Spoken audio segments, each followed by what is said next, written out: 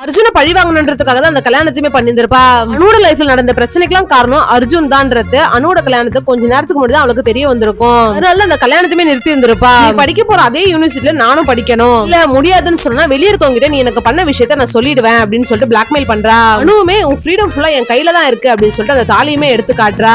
அவன் ஃப்ரெண்ட்ஸ்மே இப்ப எக்ஸாம்ல காசு கட்டி பாஸ் பண்ண ஹெல்ப் பண்ண அந்த இன்ஸ்டியூட்ல போயிட்டு அனுக்குமே சீட்டு வாங்கி தரதுக்கு ஏதாச்சும் பண்ண முடியுமான்னு சொல்லிட்டு கேட்கறான். அந்த யூனிவர்சிட்டில 2 சீட்டு மட்டும் தான் கிடைக்கும், ஆல்ரெடி அதுல ஒருத்தர் செலக்ட் ஆயிட்டு இன்னும் ஒரே ஒரு சீட் மட்டும் தான் இருக்கு அப்படின்றத சொல்றாரு.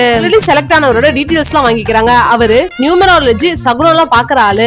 அவரே அந்த காலேஜ்ல சீட்டு வேணான்னு சொல்லிட்டு போகணும்ன்றதுக்காக அட்மிஷனுக்கு போறப்ப குறுக்குல கருப்பு நாயெல்லாம் கிராஸ் பண்ண விடுறாங்க. தப்பா இருக்க மாதிரி இருக்கேன்றதுனால இப்ப அங்க இருக்க சாமி கிட்ட வேண்டிக்கிட்டு இருக்காரு. அப்ப அங்க இருக்க விளக்குமே அணைஞ்சு போயிடுது. அந்த யூனிவர்சிட்டில படிச்சிட்டு இருக்க சில இந்தியன் ஸ்டூடெண்ட்ஸ் எல்லாம் இறந்துட்டாங்கன்ற நியூஸ்மே இப்ப சொல்லிக்கிட்டு இருக்காங்க. எல்லாமே அர்ஜுன் பார்த்து வச்ச வேலையா தான் இருக்கும். இதை பாக்குற அவருமே இப்ப இந்த காலேஜ்ல எனக்கு அட்மிஷனே வேணாம் அப்படின்றத சொல்லிடுறாரு. அனுவும் அர்ஜுனும் அந்த யூனிவர்சிட்டில படிக்கிறதுக்காக இப்ப துபாய்க்குமே கிளம்பி போயிடுறாங்க. அர்ஜுனை வெல்கம் பண்றதுக்காக இப்ப அர்ஜுனோட மாமாவுமே அங்க வெயிட் பண்ணிக்கிட்டு இருக்காரு. அர்ஜுன் அவங்க மாமா கிட்ட, மாமா என்கிட்ட பேசுறீங்களா, என் மேல கோவம் இல்லையா உங்களுக்கு அப்படின்றத கேக்குறான். விருப்பம் இல்லாம தான் கல்யாணம் ஆச்சாமே நான் கேள்விப்பட்டேன், அதனால உன் மேல இருக்க கோவம் எனக்கு போயிடுச்சு அப்படின்றத சொல்றாரு. அவங்க மாமாவுமே பல வருஷத்துக்கு முன்னாடி ஒரு பொண்ணை ஒன் சைடா லவ் பண்ணிட்டு இருந்திருப்பாரு. பொண்ணுக்காக ஒரு லவ் லெட்டருமே எழுதிருப்பாரு. அந்த பொண்ணு கிட்ட கொடுக்கறதுக்காக இப்ப அர்ஜுனை கூப்பிட்டு அந்த பிரவுன் கலர் ட்ரெஸ் போட்டுருக்க அந்த பொண்ணு கிட்ட போய் இதை கொடுத்துரு அப்படின்றத சொல்றாரு.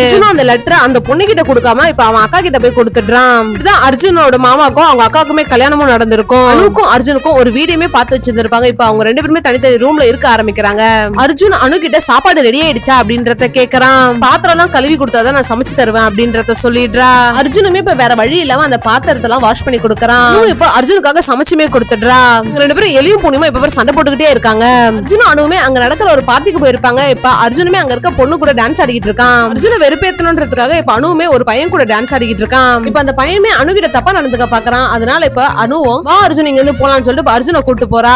டான்ஸ் ஆடிட்டு இருந்த பொண்ணு அவன் என் கூட இருக்கான் அப்படின்றத சொல்றா. அதை கேக்குற அனுவும் அவன் ஹஸ்பண்ட் அப்படின்னு சொல்லிட்டு அவன் அங்க இருந்து கூட்டு போயிடுறா. வீட்டுக்கு போன இவங்க 2 பேருமே பயங்கரமா சண்டை போட்டுக்கிட்டு இருப்பாங்க. இப்போ ஒரு கட்டத்துல இவங்க 2 பேரும் ஒன்னாவுமே இருக்காங்க.